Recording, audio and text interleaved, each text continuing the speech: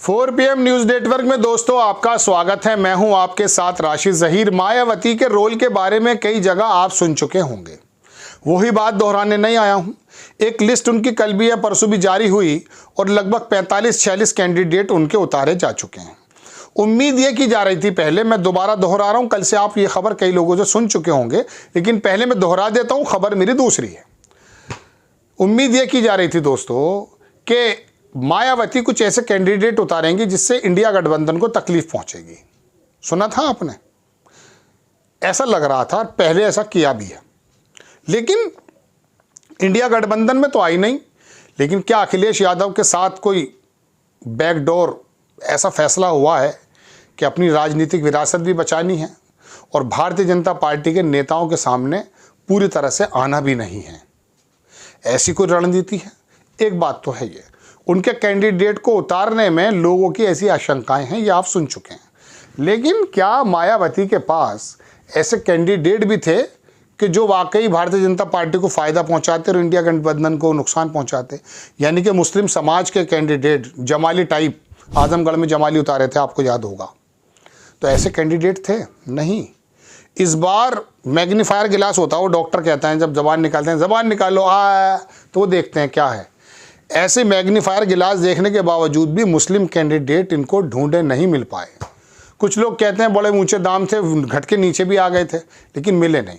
मैं दोनों ही बातें आपको समझाने के लिए हाजिर हुआ हूँ। थोड़ी सी बात तो दोस्तों, मैं 4 सीटें पश्चिम की ले लेता हूँ और 4-5 सीटें ले लेता हूँ पूरब की। वहाँ से आपको अंदाज़ा होगा कि मायावती की जो कैंडिडेट सिलेक्शन का तरीका है वो भारतीय जनता पार्टी को जाने अनजाने में नुकसान पहुँचा गया।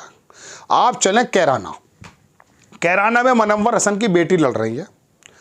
2.5 लाख जाट हैं, 5 लाख के करीब मुस्लिम हैं वहाँ, और जनाबे मन गुजर वोट है वहाँ। मनव्वर हसन बेसिकली हुकम सिंह के ख़ानदानी थे, जो पहले वहाँ सांसद थे। गुजर समाज कहलाता है वो। उसी में से 2 लोग अलग हो गए थे, मुस्लिम हो गए थे। तो वो गुजर समाज भी अपनी बेटी को बड़ी ढंग से देख रहा है। एक बात, वो गुजर इधर आ रहा है। और जाटों में एक बड़ा धड़ा वो इकरा हसन की तरफ जाता हुआ बताया जा रहा है, चूँकि उनकी मुखालफत है वहाँ पर जो प्रदीप चौधरी साहब हैं। 2-3 बार के वो मेरे ख्याल से विधायक भी रहे हैं और सांसद भी। लोगों का कहना है कि वो आए नहीं हैं। लेकिन दोस्तों, वहाँ बसपा ने ये काम कर दिखाया, एक राणा साहब को उतार दिया। अरे क्षत्रिय को उतार दिया दोस्त, और क्षत्रिय का नाम आते के साथ ही आपके समझ में आएगा कि कैराना थोड़ा दूर गुजरेंगे तो नानोता पड़ता है। कैराना की एक सीट गंगो वो सारंगपुर में भी पड़ती है, तो नानोता भी पड़ता है। वहाँ पर ठाकुरों का ज़बरदस्त सम्मेलन हुआ और कहा कि मोदी तेरी खैर नहीं और योगी तुझसे बैर नहीं। वसुंधरा राजे याद आ गई होंगी आपको, लेकिन उत्तर प्रदेश में रही। ठाकुर समाज का कहना है साहब हमारे टिकट काट दिए हैं और हमारा उत्पीड़न हो रहा है, तो लिहाजा हम प्रण करते हैं, जौहर तक की बात आई है, लिहाजा हम भारतीय जनता पार्टी को वोट नहीं देंगे।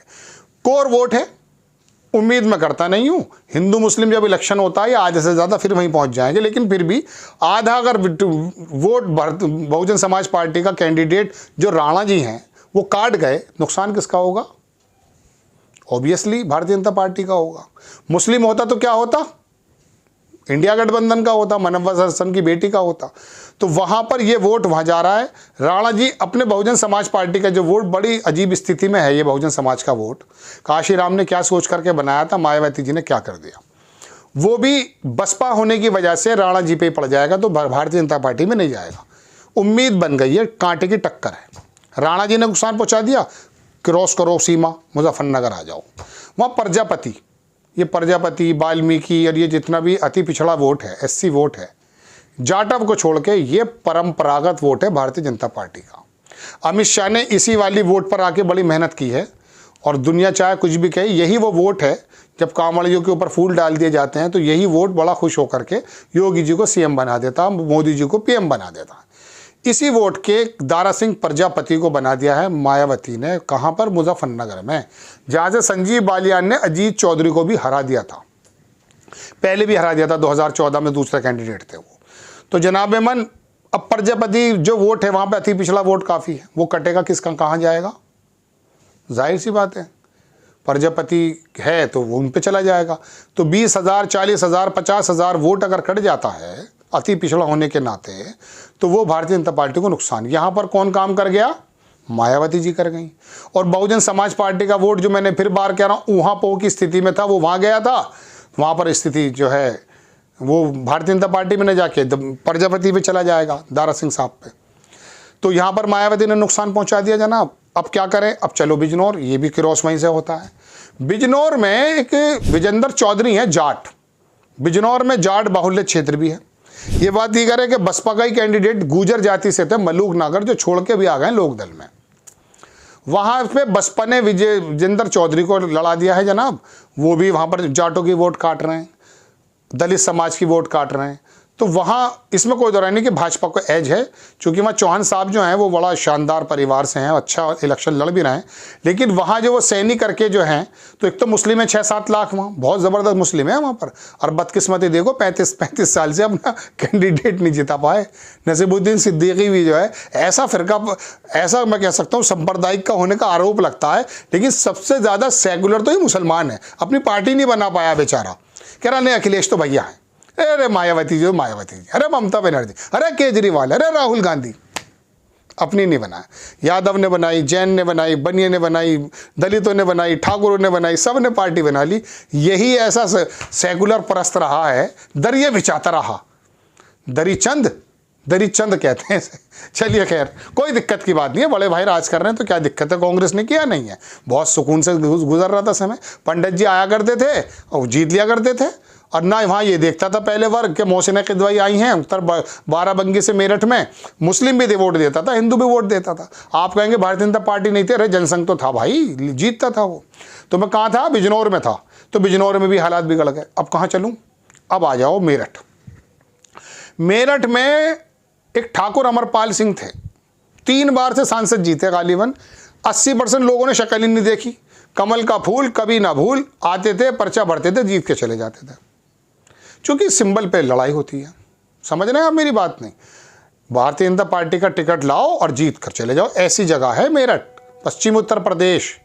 ऐसी किसी ज़माने में कांग्रेस होती थी, सन 52 से जनरल शाहनवाज आया करते थे, टिकट लाओ पंजे का और जीत के चले जाओ। अब स्थिति भारतीय जनता पार्टी की, और मोदी जी यहीं से अपना श्री गणेश भी करते हैं।